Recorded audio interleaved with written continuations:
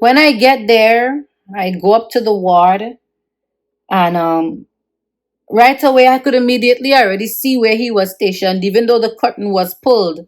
He's so tall. His feet hang off the edge of the bed, so I could see, and his feet extend beyond where how far the curtain could reach. So I could see his feet, and I knew right away where he already was, even though I couldn't see his body. I saw his feet. But I didn't just walk straight over to him, because in a place of business, the way how I know it, and the way I was raised, and the way that professionalism works where I am from, in a business place, you stop at the desk, you acknowledge the people at the desk, and you tell them what you are here to do and what not what.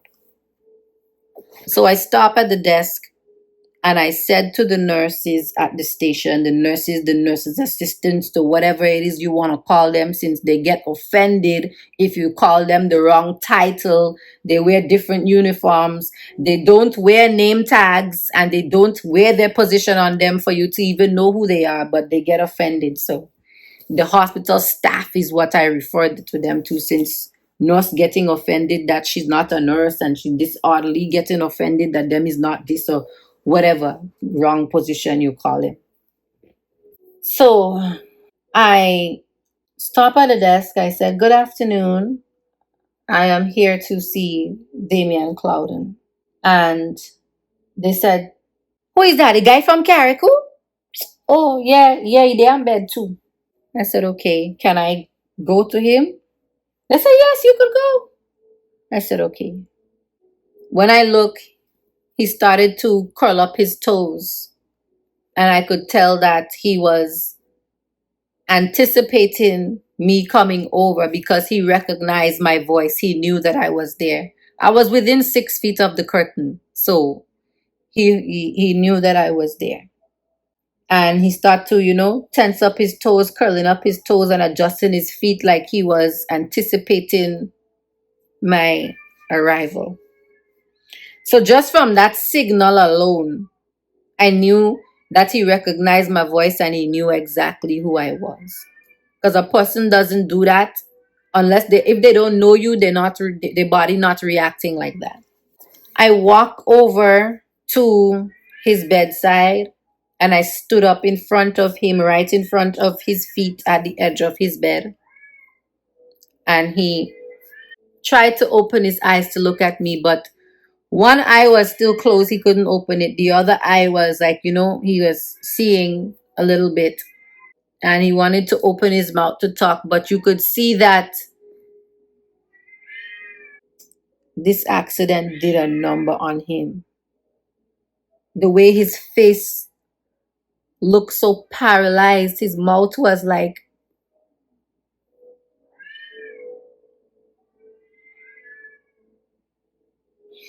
his mouth was like that.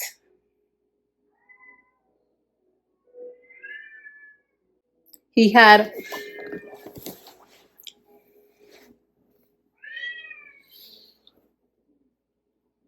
he had why is it so hard for me to it happened already, but it's like I never talked about it like this. I never repeat back to anyone exactly what happened. Not, I mean, I'll go to therapy, yeah, but when I talk to the therapist, like, a lot of things are brief. We don't go into deep explanations of things. And so when you see me do my interviews, and you hear me say that the images and stuff like that would never erase from my mind, and the trauma that I'm left with. He don't know what he looked like, because he didn't have no mirror.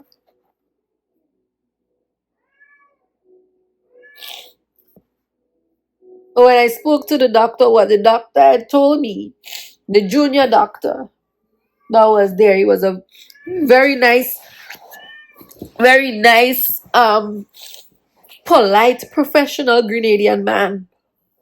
And I hope he stays that way. He's a junior doctor, but I hope he stays that way as he elevates in his career. But what he explained to me was that because of the impact of the fall and the trauma to the brain, that he had a stroke. He had a stroke that paralyzed the left side, and he was left with facial nerve palsy. So his nose was like his nose was like it was really big and swollen, but then it was kind of like on a side.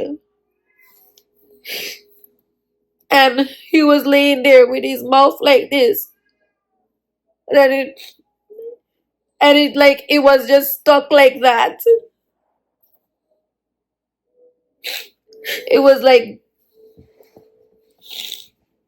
so when he opened his mouth to talk, he's talking to me like that.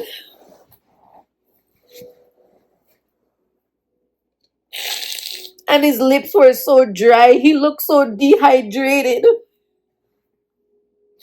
His skin was so dry.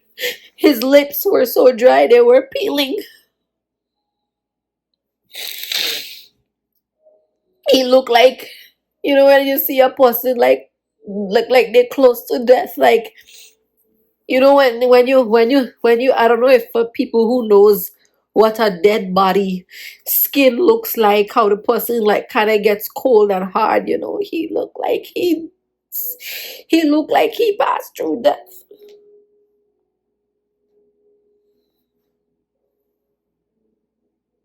I mean to tell you, God really saved him. And he's never heard me or seen me really talk about, I didn't have never told him, or he don't need that. Nobody. I never talked to anybody about the experience, really. I don't know how his brother and his sister was able to like really watch him like that, but his eyes was flushed red, full of blood. Because the popping of blood vessels, and his nose and his mouth just on a side. And his forehead, the front on the left side where he had broke his skull, where he fractured his skull, the bone was, it was pushed forward. You could see the line of demarcation in his forehead right above his eyebrow. It was like big and pushed forward, and the side of the face was real swollen under his eye socket. And he was just looking at me. So inside joke, because he always does tell people they hard to dead. So I said to him, "You're hard to dead." And he said, "Yeah, like that, yeah." And I said, "You're really strong, and you really, really fought through, and I'm proud of you." And he didn't say anything. And then I said to him, "I know you're in a lot of pain, but I said they said you escaped with no broken bones. You really made a steal. I mean, the only bone that you broke is your head, your skull, but other than that, they say the rest of your body, not a fracture, not a broken bone, not nothing. So you're real strong." And he said, "Yeah, I'm a fighter." And he said, "God is good. God got me." And I said, "Yeah, I know." He said, "But you see the devil? I keep telling the devil to leave me alone." And I said, "What?" He said, "The devil. I just talk to him. I just talk to him and I keep telling him you can't get this soul." I said, "Okay." That to me kind of sounded delusional. I never asked him, do you know who I am or anything like that. I just talked to him like normal because I wasn't buying into the shit that his sister said to me. But then he said to me, wait, you here? Where's my child? Where's Tessie? So I said, Tessie is downstairs. He said, in the hospital? I said, no, well, she's outside the hospital. She cannot come. She's downstairs, but outside. He said, with who? And I called my mother's sister's name for him. And he said, who's that? So that's when I started to think to myself, okay, maybe his sister wasn't lying, because why is he asking me who is my mother's sister, and he knows her? He knows my mother's sister. He knows my aunt. So I said, you don't remember? And I called her name for him again. And he said, nah, who is that? And I was like, oh, all right. I said, never mind. Don't worry about it. I pulled up a chair and I sat down next to him at the bed. And when I went to pick up his hand to hold his hand, and I said, don't worry about anything. You'll be out of here soon, and I'm not leaving your side. And I said, I know you're probably still mad at me from the last argument that we had, before we got off the phone, but just forget about that. That's in the past. Don't worry about that. And he said, I'm not worried. And when I looked at his hands, I realized that there was still blood all over his hands. And then I looked at him. I said, your hands are still full of blood from Friday night. And that's when he said to me, how long have I been here? And I said, like, here in the hospital? And he said, yeah. So I said, well, you fell on Friday. You came here Friday. So it's been 4 days. And so he said, okay, but how long have I been in here? Because he said, he was sleeping and he woke up in a different room, and then now he's here, and this looks like the room looks different. So I said to him, you was in the ICU, and they took you out of ICU. You're no longer in ICU. You were in critical condition. And he rolled his eyes the other way, like a disappointment kind of came over him to hear that he was in critical condition. And he got really quiet. He was like, well, so what am I doing in here? What is this place? What are they going to do to me in here? I said, well, you're on the ward. This is where they're going to continue to treat you. I guess he still had IV running through him, getting medication. So I said, when I speak to the doctors further, I would know what they're really going to do and stuff like that. And, see exactly when it is that you could, go home and stuff like that. But I said, I don't see why you. And I looked at his neck while I was talking to him, and there was like dry blood on his neck going down his collarbone. And he had some gauze that he had blown his nose into, and a whole bunch of blood came down. And I was like, yeah, you're not in good shape. And then the oxygen was at his bedside, and then a hospital worker, again, I'm not referring to them as no nurse, this, that, because them taking offense if you call them a nurse or whatever. So the person came and they put the oxygen thing back over him. They put the tube in his nose. And they told him, you have to finish that. There I was told that, he had clot blood in his head and stuff like that. So they're giving him blood thinners. And so I called his mother. I let her know that I was there with him. I told him I was on the phone with his mom. I asked her if she would like for me to video call her for her to see his face. And she said no, she does not want to see his face. She was not comfortable seeing him like that. And she said that to how she heard that the half brother was telling I don't know if he told the sister or it got back to her that he said that Damien's face was in a bad condition and the eyes full of blood and this, that, that. So to how she heard it described, she didn't want to see him. I said, okay. But I told her, it looks like I'll have to come back here with some things to clean him up because he still has dry blood on him, even between his nails, under his fingers, dry blood from since the vomiting, the blood from Friday night. And she was like, what? Wow. So I didn't stay long. By the time I think visitation ends at 5 o'clock or something like that. So I said to him, is there anything that you want me to bring for you tomorrow? When I come back in the morning, I said I'm gonna find out first what is it really you could eat, but most likely I'll make you some porridge. And is there anything you want me to bring for you?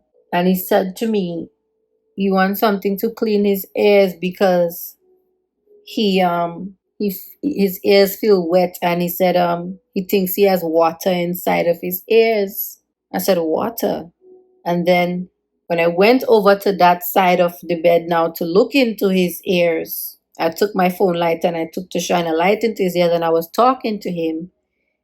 He said, I see your lips moving, but I can't hear you. So I said, inside your ears is not water, it's blood. It's blood running down in your ears. And then he tried to talk a little bit louder, but again, his jaw was like he was locked in that position. He said, I see your lips moving, but I can't hear you. I can't hear nothing. And he said, come around to the other side. So I went around to the other side and I said to him, it's not water inside your ears, it's blood. And he said, oh yes. He said, what? What happened again? So I said, what do you mean? He said, why am I here? I said, you fell. He was like, how? I said, don't worry about that. Just rest your head. Don't bother to start asking questions and trying to figure out, because I don't know if you're going to remember. Do you remember falling? And he was like, no. I said, yeah, so just don't worry about it. At the end of the day, you're in the hospital and, you're getting treatment and, you're going to be fine. So don't worry about it. And don't talk too much. Just rest your mouth because you look like you're in a lot of pain. And he was like, yeah, I can't move my face, you know. So I said, did you eat? And he said, uh-uh. I said, what did they bring for you? He was like, he didn't even know. I said, okay, well, I'm gonna find out what your diet is and see if I could bring you some porridge in the morning. He said, okay. And then before I left, I went to the nurse's station. I said, is there a doctor around that I could talk to? And they said, well, the doctors are already gone for the day or whatever, but tomorrow if you come back earlier, you could be able to talk to them. I said, okay. I said, well, he's complaining that he can't hear out of his left ear for some reason, and there's a lot of blood inside of his ear. So if you could relate that to the doctor and find out what is going on with that or whatever. And the next day was Tuesday. And up to now, I still haven't said to him, do you know my name or anything like that? I didn't bother. The next day was Tuesday. When I came, he said to me, you still here? I thought you said you were going home. So I said, yes, I did go home. I came back. He was like, again? So I said, well, I told you yesterday that I'll be back tomorrow. He said, yesterday? I didn't see you yesterday. I saw you today. I said, no, you saw me yesterday. Today's a new day. 24 hours have passed. He laid there and he said, how long have I been here? I said, you asked me that yesterday. He said, how many days I'm here? I said, well, today makes it 5 days. And he said, no, 4. I said, no, today makes it 5 days. He said, no, 4. Today's Monday. And I said, no, it's not. Today's Tuesday. He said, no, I before you came, and he was like, stop messing with me. He said, before you came, somebody else was here. They came to saw me, and I asked them, today's Monday, and they said yes. So I'm not listening to you. You trying to fuck me up. Today's Monday. And I said, you see, Damien, you always like to argue, but again, the condition that you're in, I'm not gonna think. But today's Tuesday, 24 hours have passed, and that is why I'm back here again today. He said he's hungry. He said, what you brought for me? So I took the food out the bag, and he told me he can't sit up. His body doesn't feel right. He can't even sit up. He said I'm crippled. I said, don't say that. He said, it's the truth. I can't sit up. You have to feed me. I said, okay. I started to feed him, and I guess as I was spoon feeding him a little bit too fast, where he felt like he wasn't really catching his breath before he could get another spoon. And he said to me, Camille, slow down, Camille, slow down. And I said, bingo, he knows my name. I don't have to ask him, do you know his man so far? You understand? He asked me again, where is Tessie? And I told him, she's with my aunt. And I called an aunt name for him again. And he said, oh, she's down here too? Oh, she's here too? So I said, what do you mean? He said, when did she come up here? So I said, I start to realize that I don't know if he really remembers, like, he's not in the hospital in America. You're in the hospital in Grenada. My aunt lives in Grenada. She didn't like come up to America. Like, you're not hospitalized in America. So I was like, come up where? She lived down here. We in Grenada. And he was like, oh, right. But now he remembered her. He remembered her name. And he asked me about her daughter. He was like, oh, so she have the baby. So he said my little cousin probably, glad to have the child to play with or whatever for the day. Basically is what he was trying to say. And I said, yeah. So I said, okay, improvement with the memory, because yesterday he didn't know who she was, and today But that is the first parts of it. I kind of fallen asleep here, so I've been talking for 2 hours. This story is probably a 50 to 100 to maybe 500-page book. I've been through a lot, but I'm gonna go and get some rest. Let me go and sleep on it.